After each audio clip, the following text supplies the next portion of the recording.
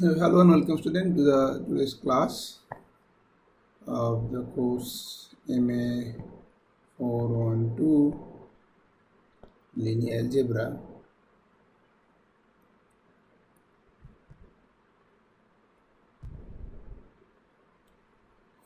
and this is lecture number 10.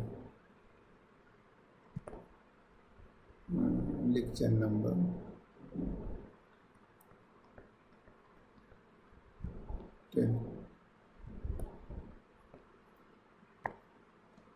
Okay, so this is lecture number 10. Yeah, so today we will discuss about something called dual space.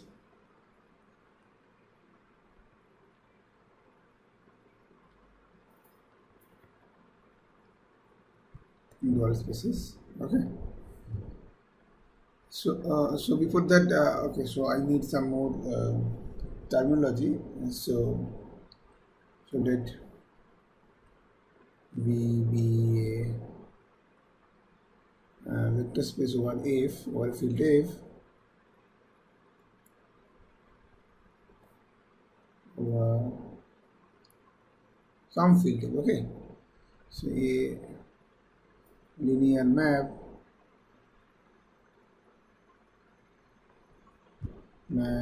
from V to F is called a linear functional or only functional. Okay, some people call linear functional, some people call functional. Okay, functional. So if you choose any linear map from V to F, and that we will call a functional, a linear functional. You can have example, say like trivial functional as a zero functional, right? So zero functional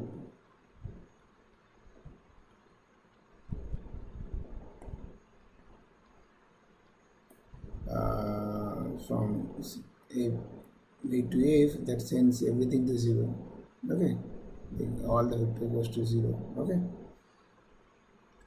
Similarly, if you choose your vector space, say for example the matrix, special matrices, say n cross n matrices over the field F, then obviously the natural, there are many ways you can define. So one of such thing is trace map.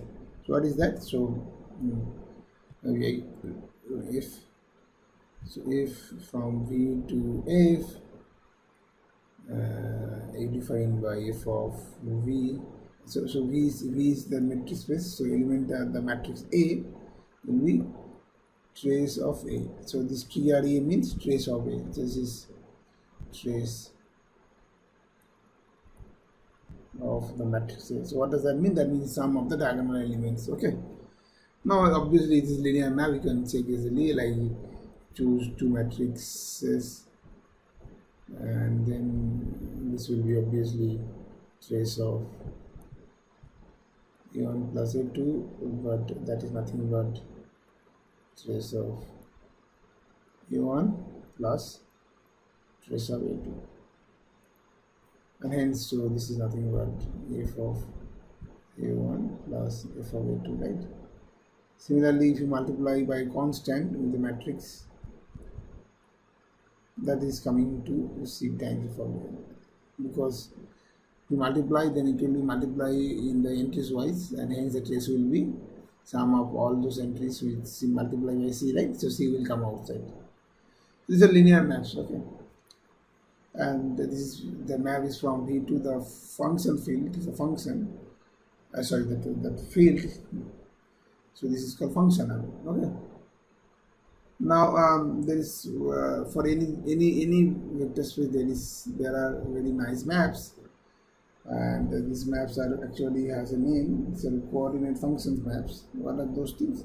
So suppose you have V over F is given, and you have a basis B, which is something like that, V1, V2, Vn. So that means V is finite dimension of dimension n. Okay.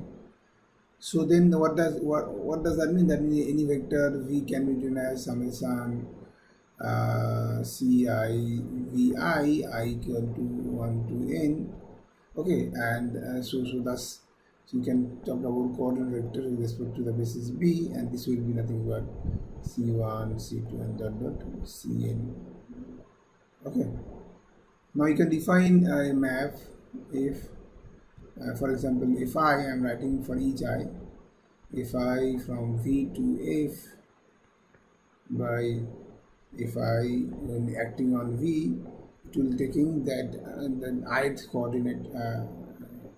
Let's go to the coordinate vectors of v with respect to the basis b and choose the ith entries. So that will be ci, right? This for all I equal to 1, 2. For each such n, you can define these maps, right? And obviously, these maps are all linear maps because this is very easy to prove that this is f1 plus f1 of v2 for any such v1 v2, right? This is for all v1 v2 belongs to v. Similarly, if we have the constant, so this is if I if you have the constant, then it will be that c times phi of v. It's also for all c belongs to f. Okay, so these fi's are all linear functionals, and they have a nice name. They are called the ith coordinate functions. Okay, so these fi's are called these fi's are called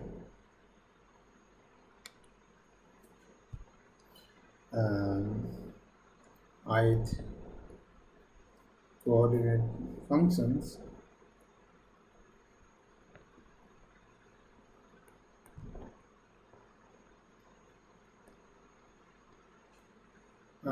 With respect to the basis b, with respect to that basis b. Okay, so if we change the basis, obviously the coordinate function will change. So, what are the properties of this function? This coordinate function. The main property is that you find out if you evaluate on the basis vectors. So on vj, and you see that it has two options. So when I equal to j, it will be 1, otherwise 0, right? So if I equal to j and if I not equal to j, right? Because when I equal to j, so vj you can write down in terms of summation of vi, so that will become the ith coordinate. When I and j are same, then it will be 1, otherwise 0, right? And this kind of function actually denoted by this symbol delta ij. So delta ij means it is either 1 or 0 according to I equal to j or I not equal to j. And they are called Kronecker delta functions. Okay, Kronecker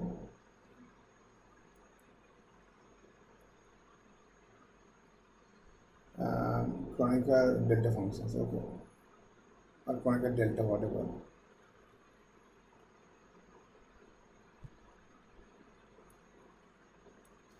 So what does that mean? That means these coordinate functions have this property of Kronecker delta functions. Okay. Yeah. So with this notation, we can define what is called dual space. So dual space. So let V over F be a vector space, then the dual space of V is denoted by, we denote this by V star. What is V star? Is the space of all linear functions. Like you remember that if you collect space of linear maps, they also forms a vector space. Similarly, linear functions are also linear maps. They also form a vector space. So the space of all linear functional on V. Okay, so what is that? That means V star is nothing but LVF. Okay, the notation we already learned LVW. So instead of W, we have F here. Okay, and obviously, when V is finite dimensional, you can talk about dimension of V star also. So if dimension of V is finite, then what happens? Then you see, then dimension of V star will be what? That will be nothing but dimension of LVF. And you recall that we proved it in last class. This is nothing but the product of the dimension. This is dimension of V into dimension of F. But dimension of F over F means is 1, right? So finally dimension of V.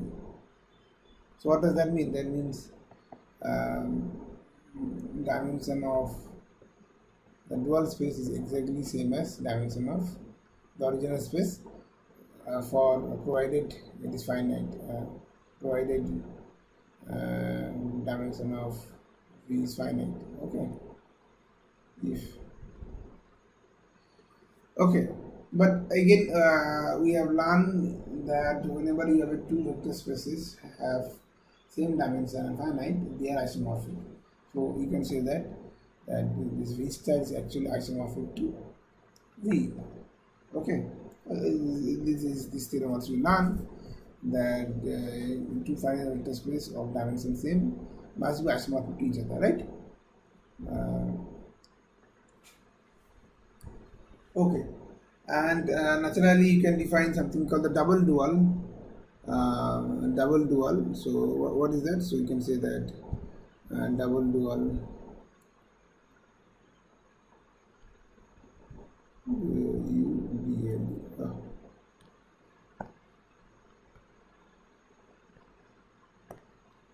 okay.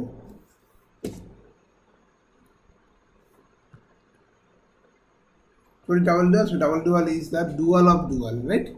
So we define by this symbol V star star, which is nothing but V star whole star.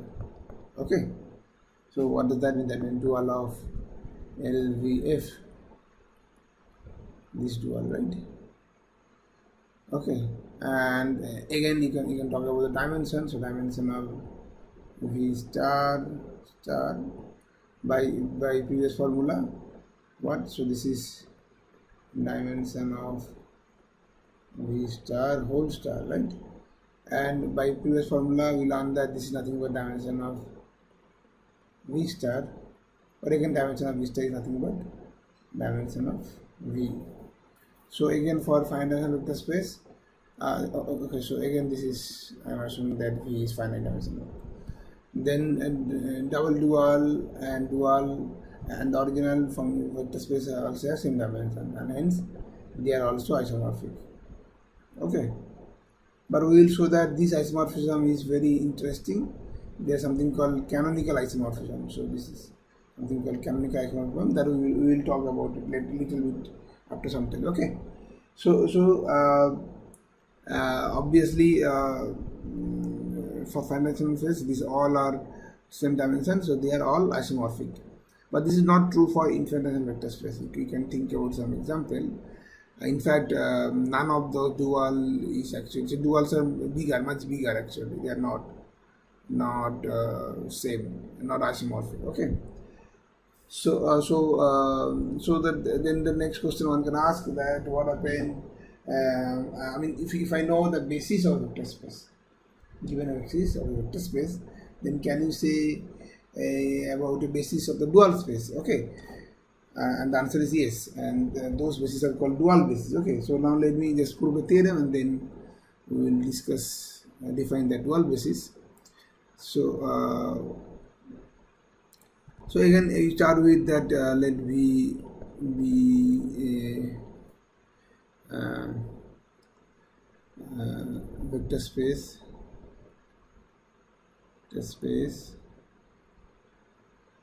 over some field F, and your basis and B is something like that, V1, V2, and Vn be a basis of V over F. Okay. Then that linear functional, you remember the linear functional we just defined by ith coordinate functions, they are also linear function, right? So those are an element of V star, right? So if we collect those, so let me write down these by this symbol V star. Let's say F1, F2, for each I you have one such functional, right? So this will be, these are all of this will be, obviously they are element of V star. Not only that, they actually forms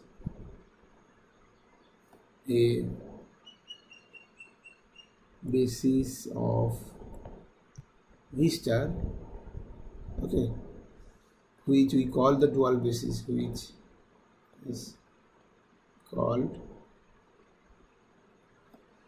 the dual basis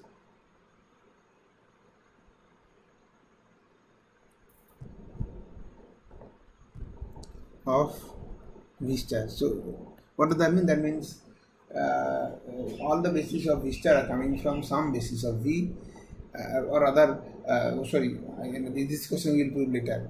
I am saying that for every basis of V, there exists a basis of V associated with that basis, and this is called dual basis. Okay, so for dual basis, so what is the property? You can obviously understand that Fi of Vj is nothing but delta Ij, right?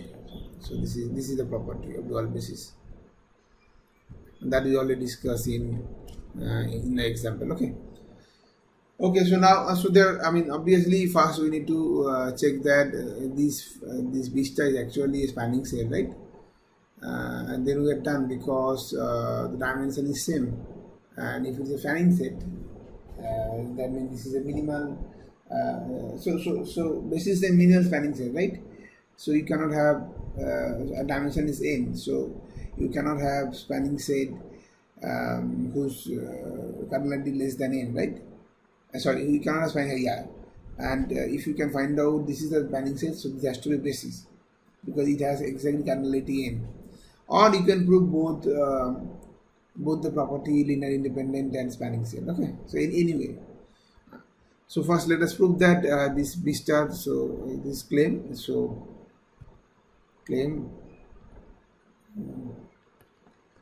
that B star is a spanning set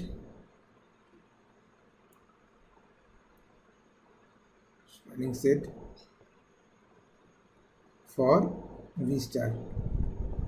And not only that, again we claim more actually. So further, what I am saying, I am claiming that for any element F belongs to V star, so linear functional, F can be written as, you can write down F in terms of F of this Vi into X Fi, I equal to 1 to n. So what does that mean? That means F is linear combination of these Fi's, and Vi Fi's are actually constant, right? Because F is functional. So these are those Ci's and this Fi, right? So this is my claim. If I prove this, then we are done, because that means that every element of V star can be written linear combination of Fi's, and hence this B star is a spanning set, right? Now to prove a linear functional is a map is equal to another map on linear space, what is you need to prove? You need to prove that they exist on the basis. Then you are done, because we learned a theorem that if two maps are exist on a basis, they have to be equal, right? So that we need to prove. So let's start with that. So you have the summation the Fi I equal to 1 to n. You evaluate this function at basis vectors, say Vj, if you evaluate this on basis vector, then what happens? Then you will see that this will be nothing but summation of f vi and fi vj, right? Fi vj. But the way we define this coordinate function map, we know that fi vj are nothing but the Kronecker delta. So you can write down I equal to 1 to n f of vi to delta ij, Kronecker delta, right? And so this sum is running over 1 to n, but unfortunately only one this will survive. When I equal to j, it will survive, it will become delta ij equal to n. Otherwise, when I not equal to j, delta ij will be 0, so it doesn't survive. So when I equal to j, what is the value of this? This value is nothing but f of vj, right? Now see that this function on vj gives f of vj for all j equal to 1, 2, this is true for all j. Okay, so what does that mean? That means this function is actually coincide with f on on the basis vectors, sorry, on the basis vectors of v, and hence they are equal. So thus af is nothing but summation f of vi f of I equal to 1 to, so that means V star is a spanning set. Now either you can say that this is a minimal spanning set, so this will be basis, or you can put that this is a linear independent set. Both are same, both are okay. So one part is obvious to put this minimal spanning set because dimension of V star is n, right? So basis has to be as n element, right? And so every spanning, so what does that mean? So why it is minimal spanning set? Because so if we have any spanning set with n many element, there has to be a basis. There is no other options, right? Because other spanning set will be more than n many elements, right? So these are okay. And if you want to prove similarly in addition linear independence, that also you can prove separately. For example, you can say that to check this B star is linearly independent over F. For to check, you start with some linear combination Ci Fi I equal to 1 to n with 0, and then you need to show that all the Ci's are 0. So for some Ci belongs to F. Now check how to check this all the Ci's are 0. Again, this is obvious. You will apply this on basis vectors. So you'll have Ci Fi Vj and I equal to 1 to n. This has to be 0 because this is 0 function, alright. But that is what? So this is Kronecker delta. So this will be Ci delta ij equal to 0 and I equal to 1 to n. But when I equal to j, then it will survive, otherwise it will not survive. Hence Cj equal to 0 for all j, right? This is true for all j, every zeros are all 0. So this gives you that these functions are linearly independent. Okay, so what does that mean? That means thus, so thus this B star, which is nothing but collection of those coordinate function f1, f2, fn, forms a basis for V star, the dual vector, dual space. Okay, and this basis is called the dual basis. So this is called this V star is called the dual basis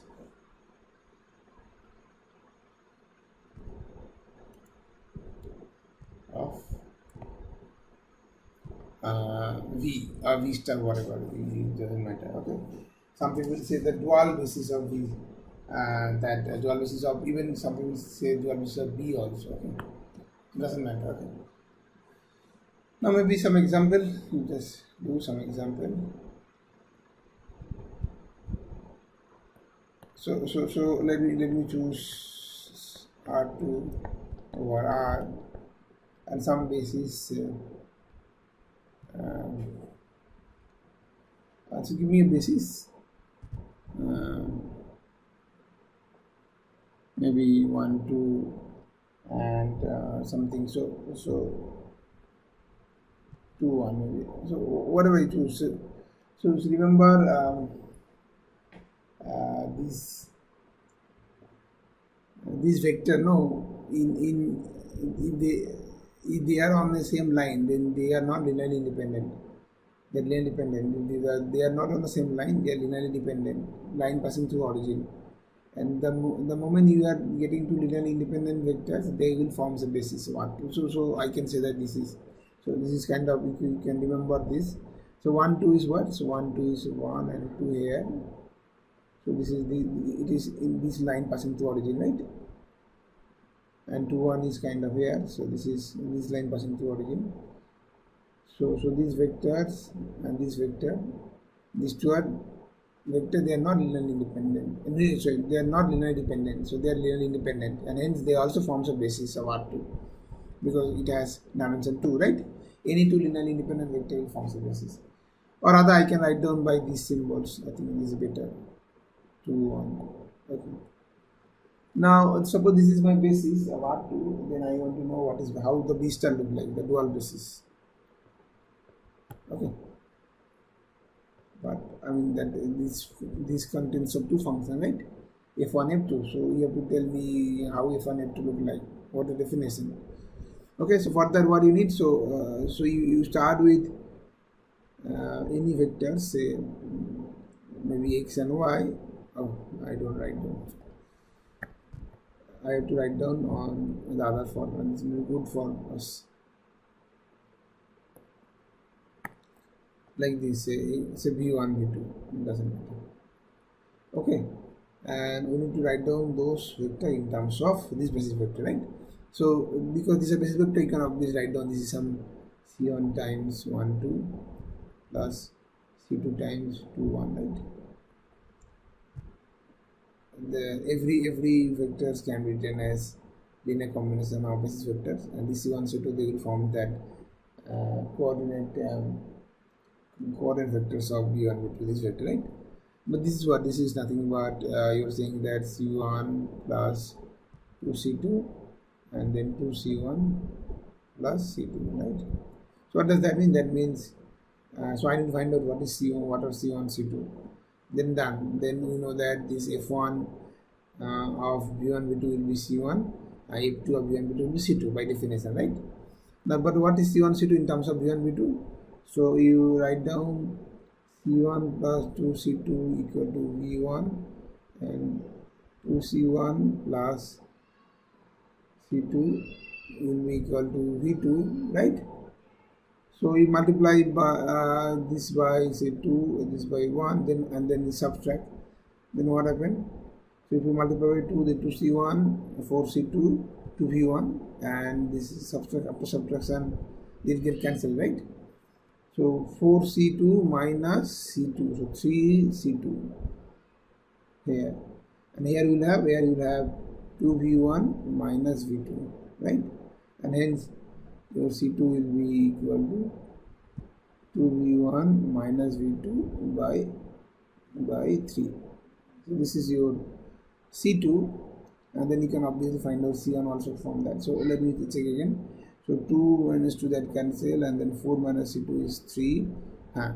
So this is c2, and then what will be c1? c1 will be v1 minus 2c2. Okay, so c1 will be v1 minus 2c2.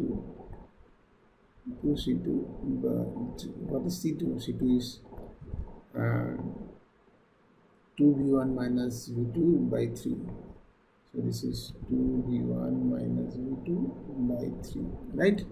And hence c2 will be c1 will be, write down 3.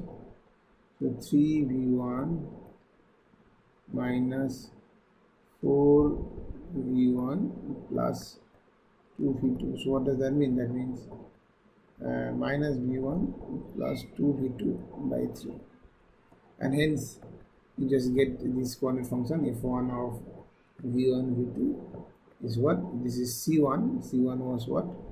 Minus v1 plus 2v2 by 3, and f2 of v1 v2 is nothing but c2. What is c2?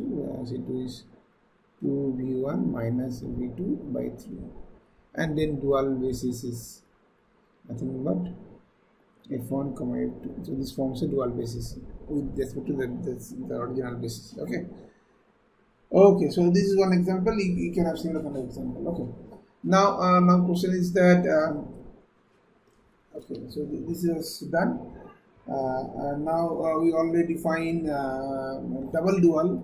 Now for double dual, this is more interesting actually. It's very interesting because when you have a double dual, so for example V to V star, then you have a natural map. Natural map, what does that mean? That means you take a vector V, you map it to something called V hat, and V hat is how do you define V hat? So V hat will be a map from V star to F. That means the linear functional on V star, and hence this is the element of V double star. Okay, and how do you map? So you take every linear functional and send it to f of V, and because f is a linear functional, f of V is the element of F. So this is a very natural way to define, right? So you send V to V star, and you can prove that this is actually isomorphism, and that gives the canonical. So this is an canonical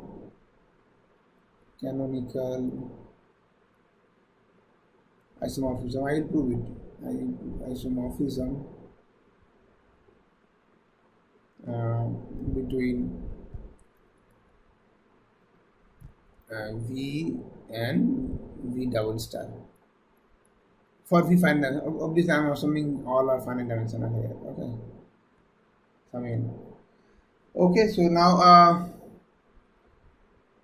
okay, so how do okay, before the proof I need one more observation or lemma I can say. This lemma I require. Okay, so what is the lemma says that? So let V is a finite dimensional vector space with some dimension n, and then if you have any vector V belongs to V, so suppose you choose now if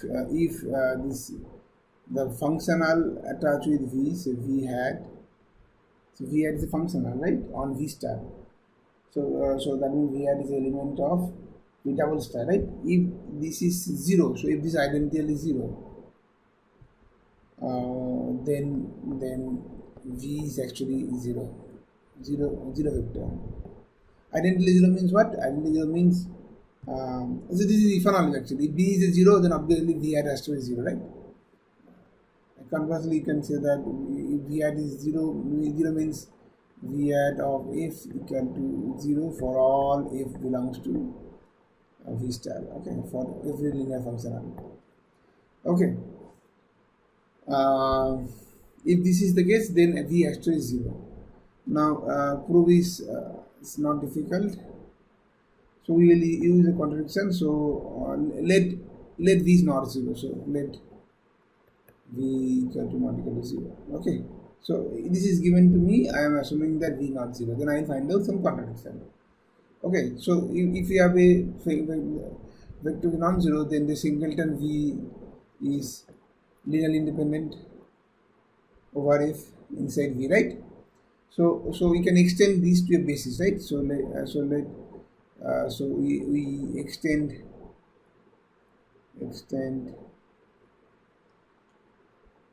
this V to a basis of capital V, say B. So what is my B? So my B, the first element is V. We are adding V1 and then V2 and then Vn. And that is always possible, right? That we already learned. Now, if we extend this inside the basis of B, then we can talk about the dual basis. So the dual basis of the dual basis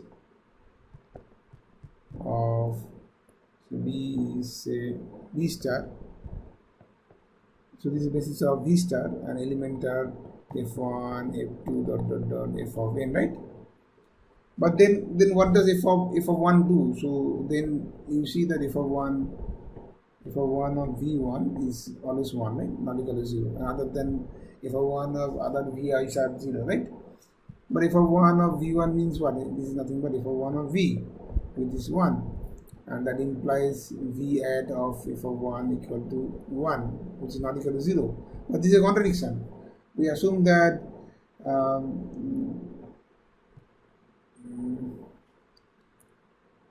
what do we assume? We assume that this v hat is a linear zero functional, means zero functional means v hat for every functional it tends to 0. But we just proved that v hat of f1 cannot be 0 because it is identity, right? So this is a contradiction.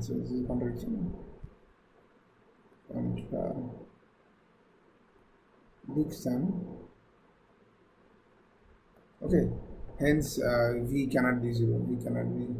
V cannot be non-zero. So hence, okay. So what does that mean? Hence v equal to 0. If v is non-zero, we have the contradiction. Hence v equal to 0. Okay. So what does that mean? That means zero linear functionals on v star are actually coming from 0 only. One way is obvious, other way is obscure. Okay. With the help of these, we just want to prove that the canonical map we define is the isomorphism, right? So let us define this properly. Here, so from v to v hat as a v double star, define psi.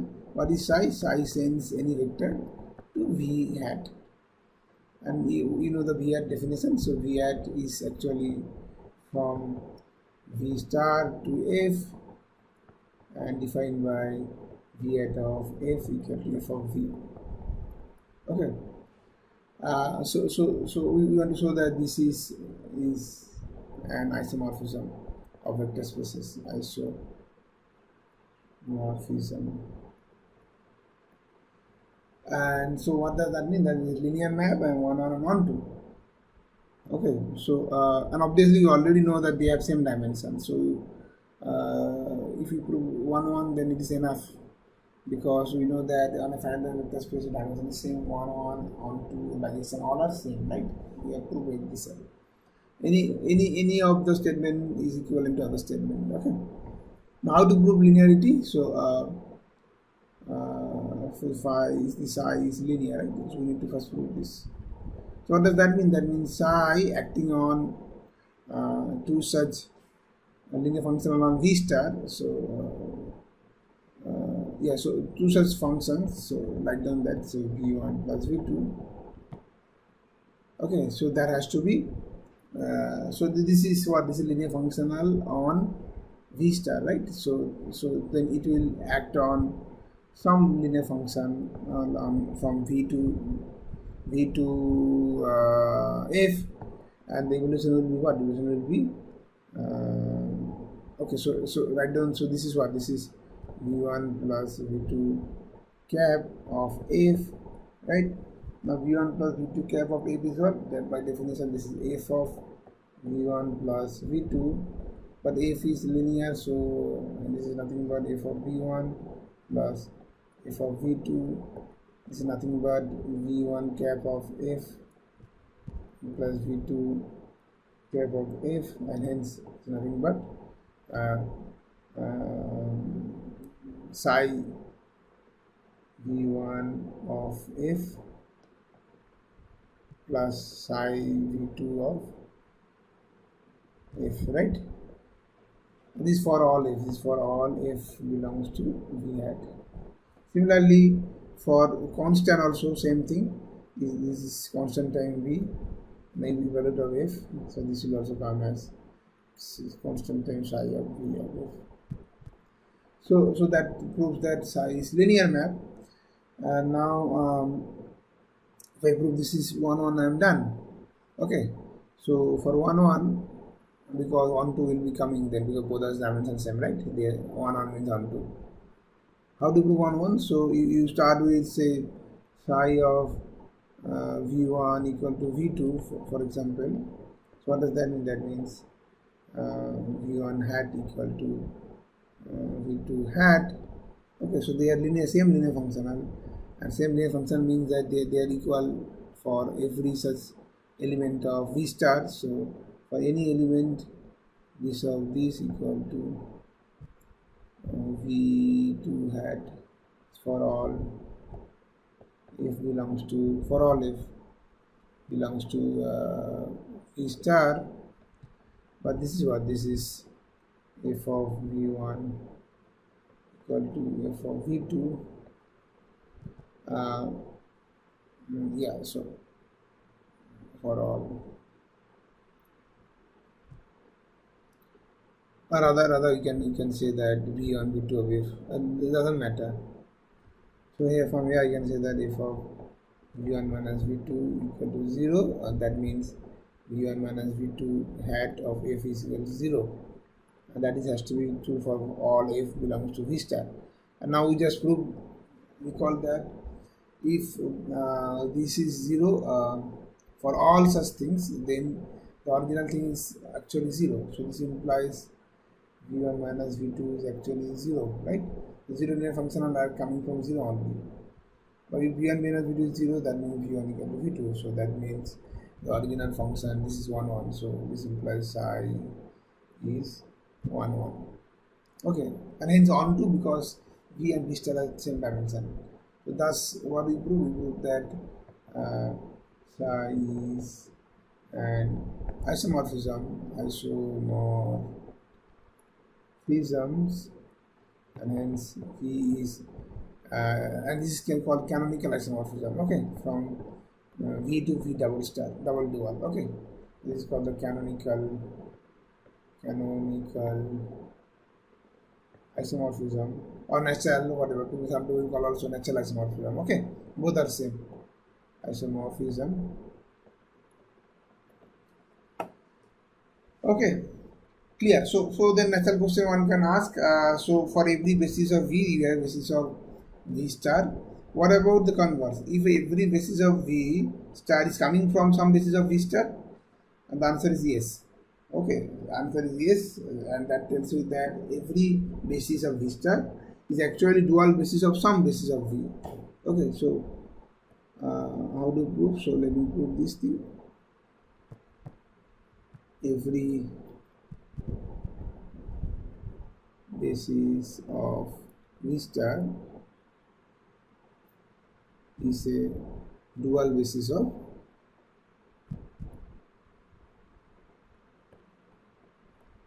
some basis of v, some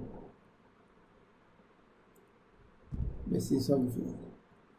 Okay, and the proof is requires some, it's not very difficult, but some observation. So you start with the basis. So let start with the basis, say f1, f2, fn. I am assuming all are finite dimensional, obviously.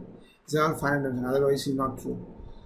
So this is a in this, let this be a basis of v star over f.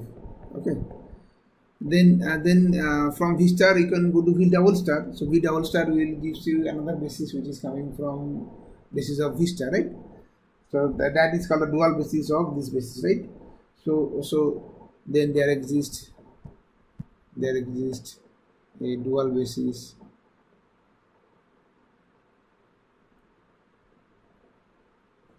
of v double star of this basis, right? Say, so you write down that something, say v1 hat, v2 hat, and something, say vn hat. So they will form, say, dual basis. Okay, from this. So that is what. So dual basis means what? So this means this, you put vi of fj, and that will give you delta ij. That is the meaning of dual basis. But vi of if j, vi hat of if j is nothing but if j of vi, which is delta ij. So what does that mean? That means if j, when acting on vi, they are also forms a dual basis of vi's, right? So thus this v1, v2, vn is a basis of v whose dual basis is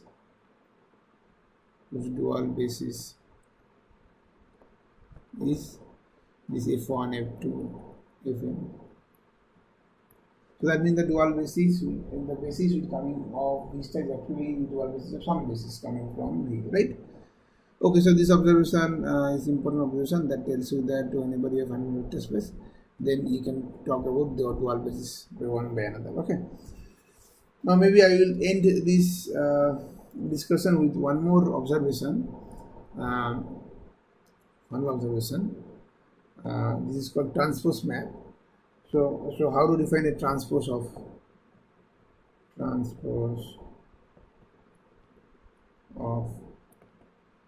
linear maps? So we know the transpose matrix, right? Can you define a transpose map or not? So what does that mean? That means you recall that you have LVW if W and V are two vector spaces, and if this is dimension n, if this is dimension m, then we know that this is isomorphic to space of matrices of m cross n matrices over the same field, right? That you already learned. Okay. The natural map, so you choose a map and then send it to the matrix representation with respect to some basis of V and W, whatever you fixed. Okay, but if you choose a matrix here, then you have something here, right? The question is that for given a matrix, you have something called a transpose, right? So the columns become rows, rows become column, right? So this is no longer a m cross n matrix, this will be a n cross m matrix, right? So the question is that can you define something from some spaces such that whose matrix representation, I don't know, so some t dash or something like that, whose matrix representation will be this AT. Obviously, when m not equal to n, this t dash cannot be inside, right, LVW, because if LVW means that matrix will be m cross n, not n cross n, right? So this is a n cross n matrix. This was a m cross n matrix, right? So then how to find out this thing? This is a natural question. So and the answer also you can find out the answer. So let me write down the theorem. Okay, so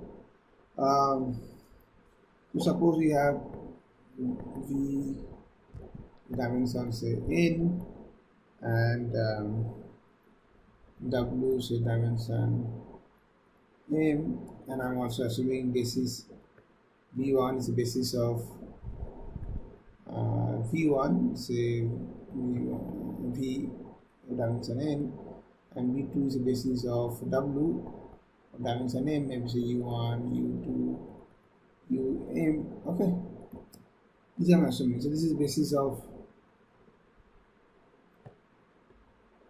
V, and this is the basis of W. Okay, so these two I just assume. Now with this assumption, for any linear map, okay, so for any linear map, for any linear T from V to W linear map, you can define something called T transpose map from W star dual of W to V star. Now you see that W has dimension n, so W star also dimension n, and V has dimension n, so V star is dimension n. So this is original map was from n dimension to n dimension. Now it becomes from n dimension to n dimension, and hence the matrix representation will be a n cross n matrix, which I was planning to find out, right, in that question. So now I am claiming that this is actually this map, if I define by T of so this define on a linear functional, say something, say G. Okay, and so this will be something say G compose T. So T is taking from V to W, and then G is from V to W to F. So this is from V to F, and hence this is element of V star. Okay, so T transpose of G is G compose T is element of V star. So you can talk about this map, and this is linear by definition. You can easily check it. Okay. But question is that whether it is the map which I am interested to find out, that its matrix representation with respect to the dual basis of V star and W star actually gives you the dual of the original matrix. Transpose of the original matrix. Answer is yes. So proof. So obviously this is linear, so this proof is simply just homework, do it at home. Okay, now to prove dual base, to talk about the matrix representation of T transpose, so I need what? I need dual basis. So let me define, so what was the mat B1, B2? So let me define dual basis of B1 by B1 star, which is the linear functional of this form F1, F2, Fn. So dual basis of B1. Similarly, B2 star. So dual basis. Let me write down G1, G2, and so Gm. The dual basis of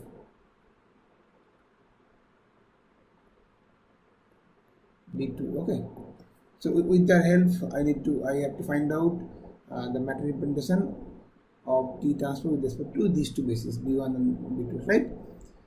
So then what will be, how we write down? So we write down that so this is a map from W star to V star. So W star means functional on W. So and here dual basis is G1, G2, Gm. So you can write down the P of T on Gj, and by definition this is Gj of T, but Gj of T is element of V star, and hence this can be written as linear combination of dual basis of V star, right, which is nothing but Fi's, right? So you can write down this is I equal to 1 to n and Gj of T, Gj T or at that basis vectors, so Vi into Fi's. So Fi's are the dual basis, Fi are the dual basis, and then E2, right? This is the by definition. Okay, so because these are the member of V star, so V stars are spanned by Fi's. So this has to be of this form. Okay, so then what will be the end? So if I show that ith row and jth column of this is actually the jth row and ith column of the original matrix, I am done. So let me assume the original matrix. So maybe I can assume here the original matrix of T with respect to the basis B1 and B2. Suppose this is A. Maybe say I write down Aij, ith row and jth column matrix is Aij. Then I need to show that this is Aj actually. Then I am done, right? Now what is that ith row and jth column here? So ith row and jth column of this matrix is this one, right? G. So ith row, jth column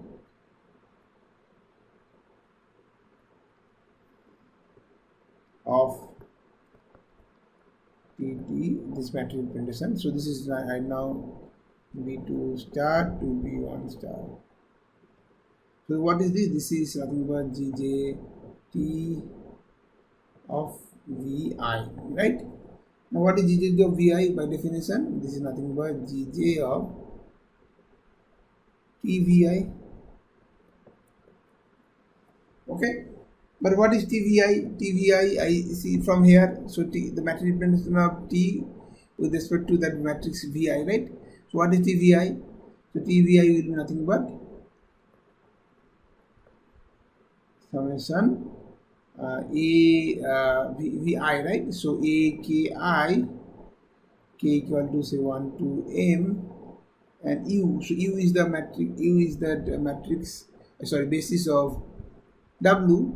So this will be this into U of K, right? U of K. Now because Gi is a linear functional, so we can it go inside. So it will be having summation K equal to 1 to M AKI and Gj of UK. But G is dual basis of Ui, right? This Ui, U1, U2, Um has a dual basis G1, G2, Gm, right? So this becomes nothing but the Kronecker delta. So it has Kronecker delta. So this is delta Jk, J and K, and K equal to 1 to M, right?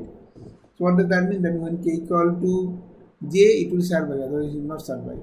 And when K equal to J, it becomes a Ji. Now see, the ith row and jth entry is become a Ji, the opposite one. So originally T has ith row jth column was a Ij, but this T transpose has ith row jth column is a Ji. So what does that mean? That means this is actually the ith row and jth columns are now exactly on the transpose, same as the transpose matrix, right? And hence you can talk about, you can say that the matrix representation of this with respect to these two bases, a dual basis. What are the dual bases? This B2 star and then B1 star is actually transpose of the original matrix.